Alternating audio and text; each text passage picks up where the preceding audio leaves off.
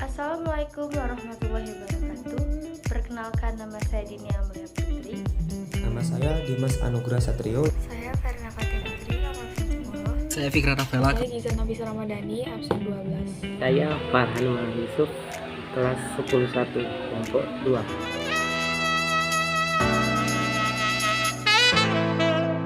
1. Jelaskan produk pasar modal yang diperjualbelikan di BEI. Jawab.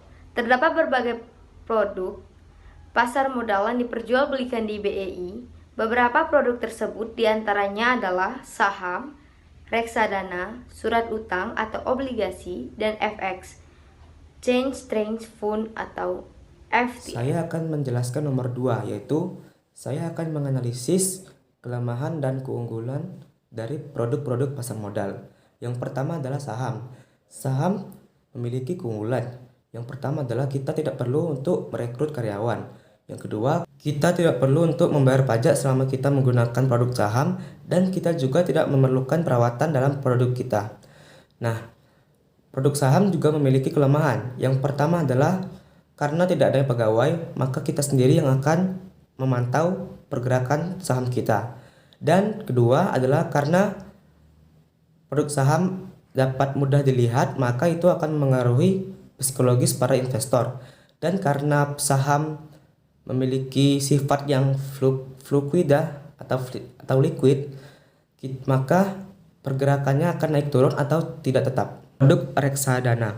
Reksadana memiliki keunggulan. Yang pertama adalah portofolio yang canggih. Yang kedua adalah pengurangan tingkat risiko, kenyamanan, dan reinvestasi dividen. Lanjut ke kelemahan reksadana. Reksadana memiliki kelemahan. Yang pertama adalah rasio biaya dan biaya jual yang tinggi, efisiensi pajak, penyalahgunaan manajemen, dan eksekusi perdagangan yang buruk. Lanjut ke produk surat utang. Surat utang memiliki keunggulan. Yang pertama adalah keunggulan investasi yang lebih terjamin, mendapat keuntungan berupa bunga atau kupon, dan keuntungan yang terjamin. Lanjut ke kelemahan surat utang. Surat utang memiliki kelemahan. Yang pertama adalah tidak bisa dicairkan setiap saat, risiko tingkat bunga yang tinggi, dan risiko uang tidak bisa kembali. Lanjut ke produk selanjutnya, yaitu Exchange Trade Fund atau ETF. Keunggulan ETF adalah fleksibel, rendah risiko, dan transparan. Kelemahan dari ETF ini adalah pajak capital gain dan selisih harga jual beli. Soal nomor 3. Carilah informasi tentang langkah-langkah agar dapat berinvestasi di pasar modal. Yang pertama, kenali dulu apa itu investasi. Yang kedua, menyusun tujuan investasi yang jelas. Yang ketiga, pahami konsep dan risiko investasi. Yang keempat, membuat rekening investasi atau rekening saham. Yang kelima, memonitor dana dari pergerakan harga saham. Yang keenam, memeriksa kinerja investasi. Setelah langkah-langkah tersebut terjalani, baru kita dapat melakukan investasi atau jual beli. Nomor 4. Jika kalian memiliki uang 10 juta dan akan berinvestasi di pasar modal, maka A. Bagaimana cara kalian menentukan emiten yang akan kalian pilih sebagai tempat berinvestasi? Di sini saya akan menjelaskan dulu apa itu emiten. Emiten ialah sebuah perusahaan yang menjual efek dan ditawarkan di pasar modal, atau emiten adalah perusahaan yang sahamnya diperjualbelikan di pasar modal. Jadi, cara menentukan emiten yang tepat dipilih sebagai tempat berinvestasi ialah 1. Mencari perusahaan yang pertumbuhan labanya bagus, stabil, dengan melihat data keuangan perusahaan selama 10 tahun terakhir. 2. Melihat nilai return on equity atau ROE di atas bunga kredit dengan cara melihat tingkat pengembalian ekuitas ROE harus lebih tinggi. 3. Mencermati dan mempelajari fundamental perusahaan. 4. Analisa chart atau grafik pergerakan harga saham. 5. Menganalisis rasio debt to equity ratio, yaitu melihat perbandingan antara piutang dan utang. 6. Melihat tingkat perdagangan saham yang memiliki saham aktif dan emiten LQ 45. 7. Menganalisis laporan keuangan. B. Produk investasi apakah yang akan kalian pilih? Jelaskan alasannya mengapa. Produk yang akan dipilih sebagai investasi itu yang pertama adalah emas. Emas bisa dibilang sebagai salah satu produk investasi yang tidak pernah ketinggalan zaman dan selalu berhasil menarik minat para investor. Pasalnya, emas merupakan salah satu instrumen investasi yang paling praktis dan stabil. Resikonya bisa dibilang kecil dibandingkan saham atau kripto, dan likuiditas investasi tersebut menjadi keunggulan dari investasi emas, sehingga kapanpun Anda membutuhkan dana, emas bisa dicarikan dalam bentuk waktu yang relatif cepat. Dari segi harganya, emas relatif terus meningkat dari tahun ke tahun, atau setidaknya harganya tidak mengalami penurunan signifikan. Jadi, jika memiliki uang 10 juta, investasi emas batangan, logam mulia, maupun perhiasan layak untuk dicoba. Apabila ingin yang lebih aman dari resiko pencurian dari kehilangan emas dan tidak perlu repot-repot membuat brankas di rumah untuk menyimpannya, maka Anda bisa ikut tabungan emas di Pegadaian. Terlebih, program emas ini pada saat ini semakin manjur, sehingga ada banyak platform yang menawarkan investasi berupa Pegadaian. 2. Reksadana. Reksadana juga bisa menjadi salah satu produk investasi menguntungkan dengan modal 10 juta.